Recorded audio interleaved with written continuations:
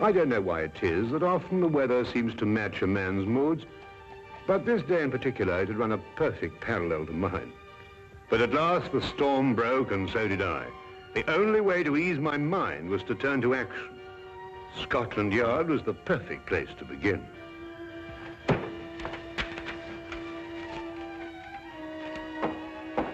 Inspector Lestrade, Wilkins, I must see him right away. I'm very sorry, Doctor. Inspector Lestrade's very busy. Will you tell him I'm here? I must see him. I'm very sorry, Doctor, but when Inspector Lestrade's in conflict... Oh! You know, Dr. Watson. Ah, Dr. Watson, I'm very pleased to see you. Just having a cup of tea. Lestrade, something's happened to Holmes. He's disappeared. He's vanished. I haven't seen him for 2 days. Well, calm yourself, Dr. Watson. Calm yourself. Tell you he's disappeared. He may have been kidnapped, for all I know. Oh, kidnapped, eh? Or worse. Now, look here, Dr. Watson. Just because you haven't seen him for a couple of days doesn't necessarily mean to say that he's been No, kidnapped. right. Well, if you want any proof, you can have it. There's no time. Come along with me. It is positively infuriating to know that something is wrong and to find a man whom you can't convince. I don't mind saying that there are times when I find myself hard put to keep my patience with Inspector Lestrade. What more evidence do you need? What man going under his own volition would leave his razor behind? Oh, he probably has another one. No, he hasn't. Come on, I'll show you something else. Look, his violin out of its case. Well, what's that got to do with it? But he'd never leave his violin like that if he thought he'd be gone long. Treats it like a baby. And these concert tickets, we meant to have gone last night. Look here, Lestrade, I've been a friend of Holmes's too long not to realize the brutal truth behind all this. Well, the evidence certainly does seem to point us... Now look, we've got to track him down as he tracked down somebody else. Do you mean use his own methods of deduction? Exactly. Now, the odds are that he's disappeared on some case. So the best thing we can do is to go through his correspondence and see who might have employed him. Oh, look at this. Bills, advertisements, bills. It'd have to be at the end of everything, wouldn't it? Now, what have we here? Chap wants Holmes to investigate his neighbor. He says a lot of people go into the house and nobody ever comes out. What do you make of that? Well, Now, look, you see that's a left-handed writer, and by the feel of the paper, I'd say he was in pretty good circumstances. Yes, well... Well, attention to details. That's the secret of Holmes' success.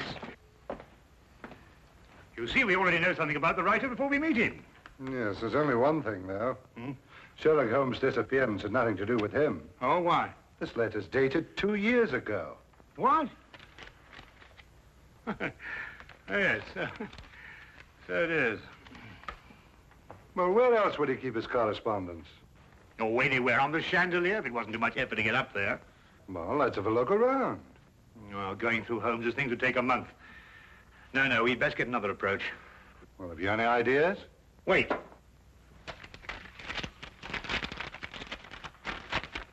Dear sir, please call upon the undersigned at the earliest convenience on a matter of extreme urgency. Signed, John Smithson, Ye Quaint Old Curiosity Shop, 7 Bachelor Lane. It's dated 3 days ago. You know, this might be it. You're right. It is. Come on, Lestrade. Holmes' life may depend on our speed.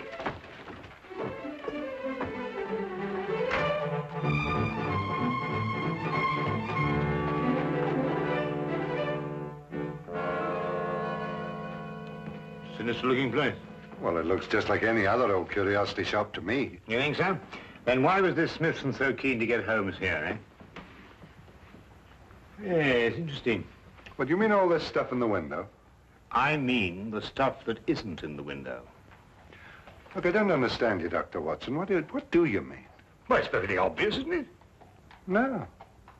Oh, isn't it? Well, we won't get anywhere standing here. Come on. Wait a minute, Dr. Watson. I still don't know what you mean by all this stuff that isn't in the window. Come along, Lestrade.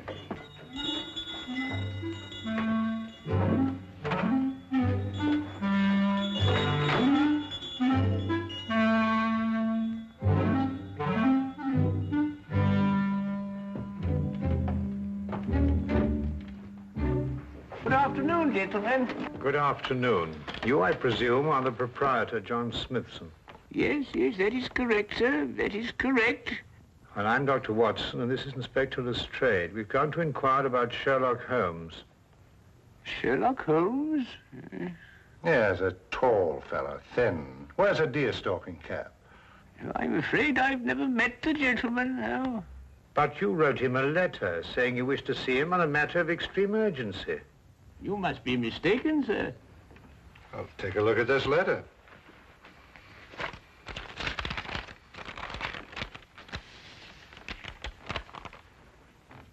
Is that your handwriting? Oh, it isn't anything like my handwriting. Here, I'll show you what my handwriting is like.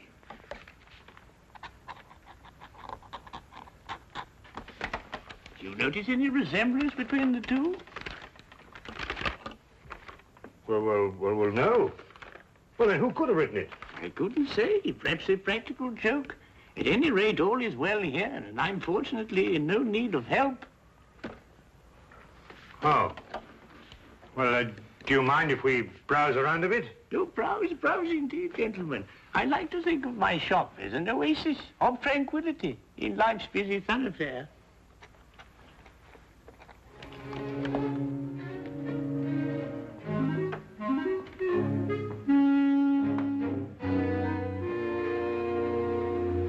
What are you doing? I'm looking for evidence that Holmes was here. Well, you heard what he said. Yes, I don't believe a word of that. There's something about him. I don't trust him. It's as if I'd seen him before somewhere. Well, that's not very scientific. No, perhaps not. But I'd like to have a look round anyway.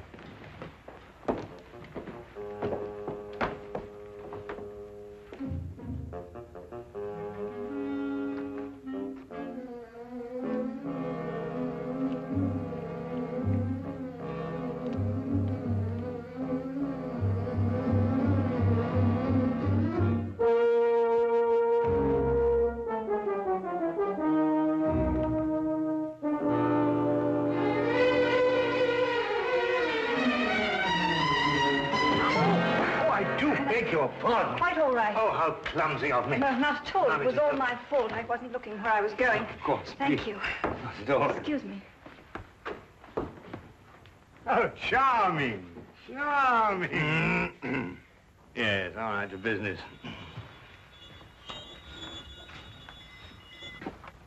Ivanhoe. I must remind myself to read that again sometime. What's this? Proper deportment of young ladies in polite society. What a fabulous title. I'm afraid that book is not for sale. What do you mean, not for sale? I understand everything in this shop is for sale. Yes, everything except the books on that shelf, sir. And now the shop is closing. Nearly 2 o'clock in the afternoon. Yes, for repairs. I have the decorators coming in. I'm afraid I must ask you to leave, young man.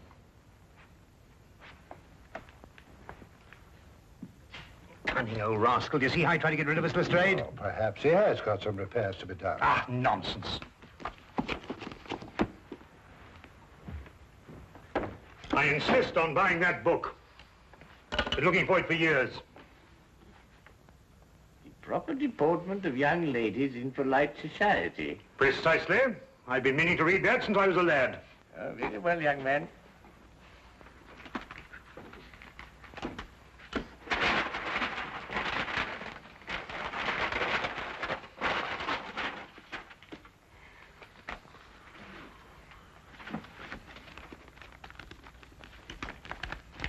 One shilling, please. Thank you. Thank you. Go on, Lestrade.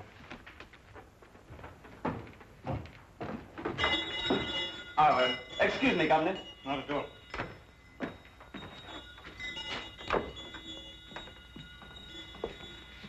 There's something about that Smithson I don't like. Look, this isn't the book I bought. It's much smaller. Safari through darkest Africa. Why, the chap's nothing but a crook.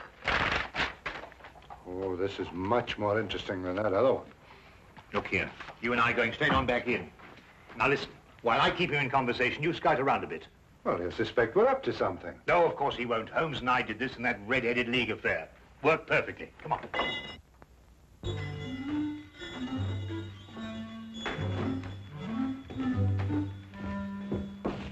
You've sold me the wrong book. My dear sir, Deliberately, if you ask me. Did I assure you, Safari through This is the book I wanted. No, that's not for sale. That happens to be a first edition, of which there are only 3 copies in existence. Proper deportment of young ladies in polite society. Now, that's the book I bought, and that's the book I... Dr. Watson. Holmes's clothes. I found them in an old pilot's chest. Oh, good Lord.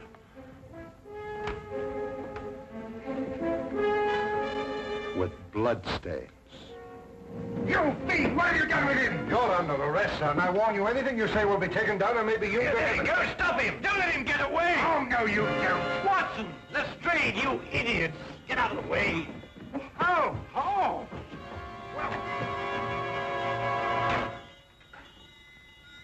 He's gone with the message. Who's gone with what message? An escaped convict with the message that woman left for him in the book. And it won't be easy to find him now that you two gentlemen have completely ruined my beautifully laid little trap. Naturally, I left my razor at home. I hardly needed it here, did I? The bloodstains, Holmes.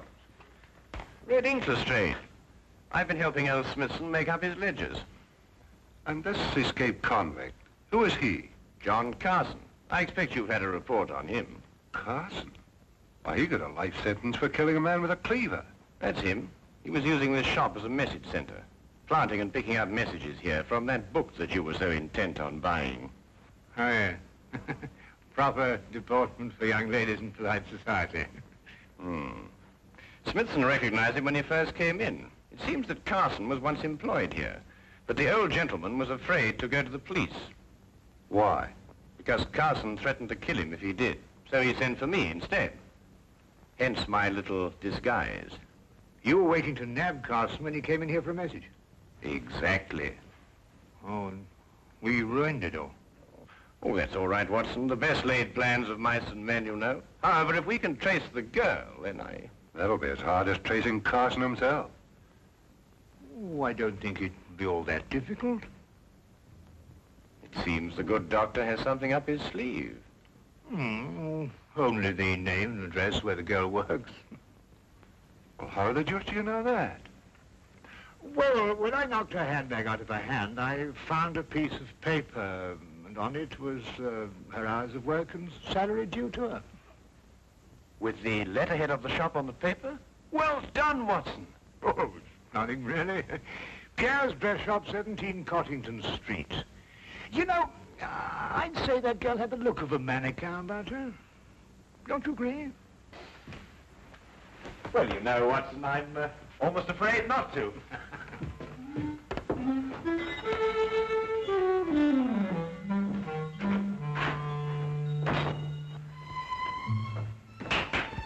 And now, mesdames and messieurs, you will see the supreme creation of Pierre with me, myself. Your niece, monsieur, she will find this ensemble irresistible. You did say your niece, n'est-ce pas? Yeah. Returning for the holidays from school in Switzerland, sir. Yeah. Oh, it's exquisite, no? Such symmetry, such subtle lines.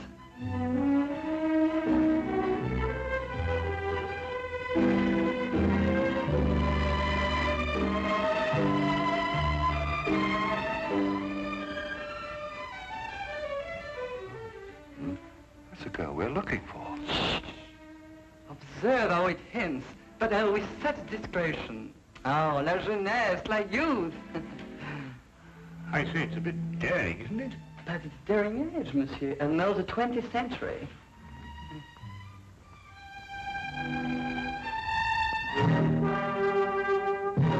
I wonder, sir, if I might have a word with the young lady in private. But... Officially, Monsieur, I'm Inspector Lestrade of Scotland Yard.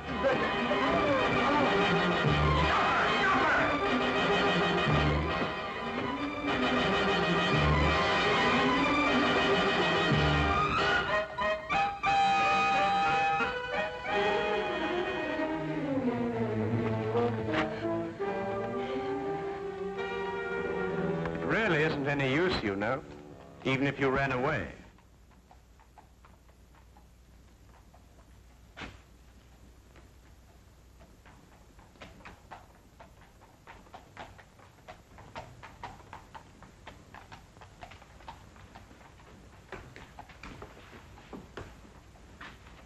Well, I do not understand. Never before has one of my girl acted so.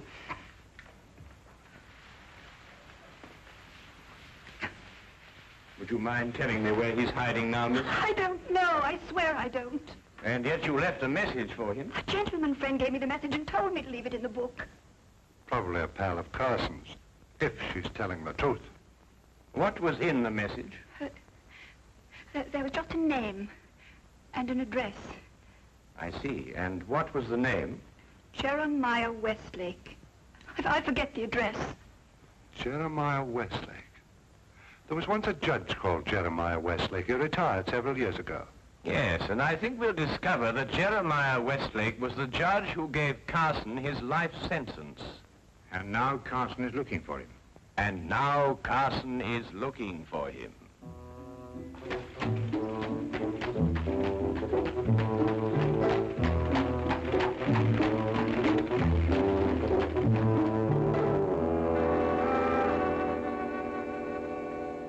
Mr. Holmes, Dr. Watson, and Inspector Lestrade.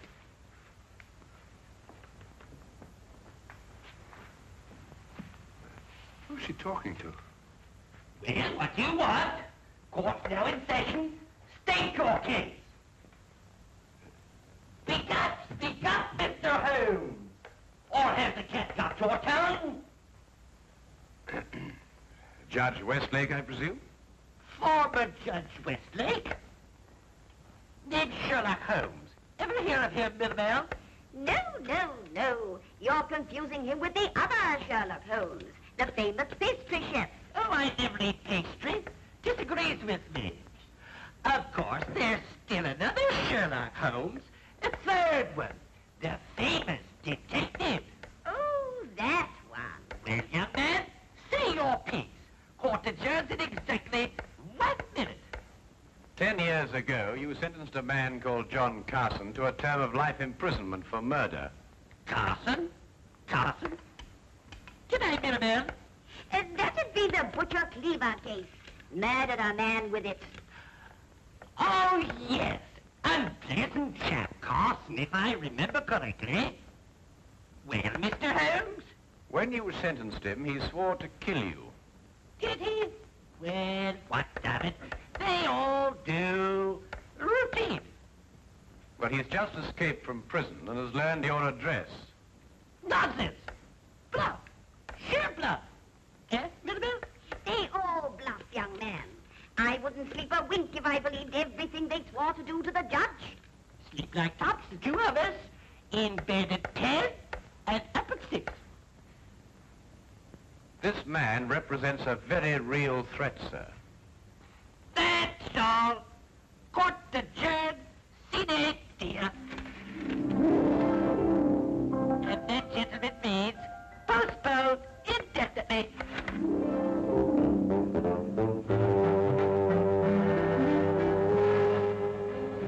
Do forgive us our little whimsy, gentlemen. A hobby, you know. They're our children, really. We have no others, you see. It's a delightful hobby, Mrs. Westlake. About this man Carson, sir. With your permission, I'd like to place a guard in the house. Until we apprehend him, of course. Oh, dear me, no. Tumbling heaven knows what all over the place. I wouldn't hear of it, Inspector. We appreciate it, though. Speaking as a medical man, sir, knowing this murderer's mentality, I must advise you to... Sorry, Doctor, but we can't give in to idle threats. Why, we wouldn't have any law if we did. Won't you gentlemen join us for tea? Thank you, Mrs. Westlake, but perhaps another time. No, you mustn't take these things so seriously.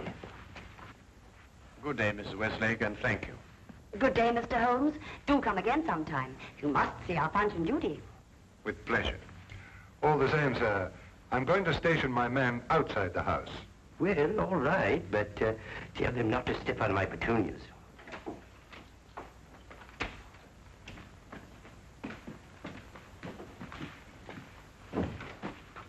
He says he's got a message for the judge, sir.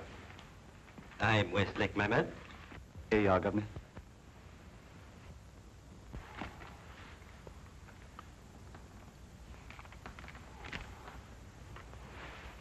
Dear Judge, I'm one of your old court attendants. I'm on me deathbed and I've got to make out me will for me little granddaughter. Will you come and help me and oblige? John Casket, 67 Clifton Road. Ever have a court attendant called John Casket, sir? Well, it's hard to say. I've had so many court attendants. Who gave you this note? Bloke on the street, sir. But he said to tell the judge he was in bed dying. What do you look like? How about bizarre, sir? Thin face, seedy looking, if you know what I mean. That's Carson, all right. What's he pay you? A couple of bob, sir. Oh, there you are, sir. Just the sort of thing to send you off on an errand of mercy to your death. Dear me, I never cease to marvel at the duplicity of human nature. Can I get the 2 bob, sir? Oh, yes, yes. Oh, thank you, kindly, Governor. Well, Holmes, we've got him. 67 Clifton Road. Yes, Wilkins. Yes, sir. Get the men together. We're going to Clifton Road. Not so fast, Lestrade. This might be a ruse. Of course it's a ruse. Of another kind. To get you to abandon the police cordon around the house. Oh, I see what you mean. Oh, well, if that's his idea, he's in for a surprise. I'm going to keep the cordon here. Good idea, Lestrade. Now, don't you worry, sir. Why, I'm not the least bit alarmed, sir. I'm going to have my tea.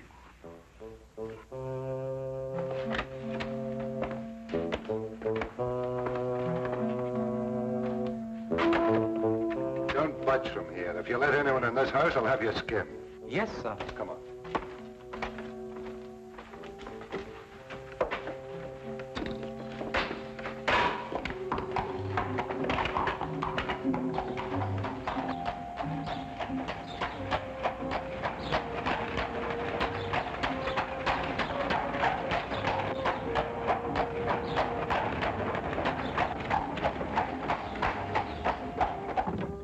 Oh, well, nab him either way.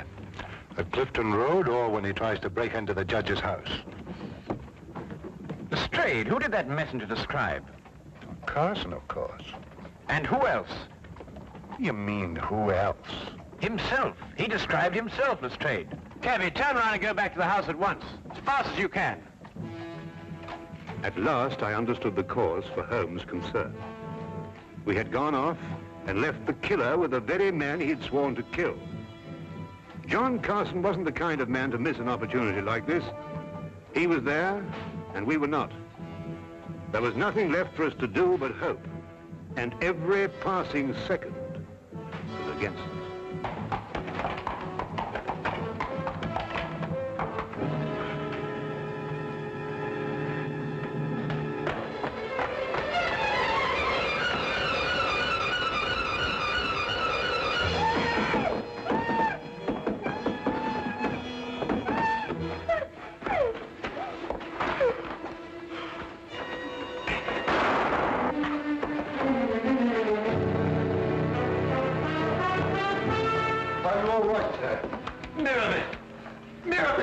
She's coming around, sir. The maid's all right. Mrs. Westlake. No, not too serious. Only suffering from shock. It's all right, dear. It's all over now. Jeremiah. Jeremiah, are you all right? Yes, dear. Oh, that terrible man. Oh, dear. Our poor children. I don't think they're damaged, dear. Sometimes I forget they're not real.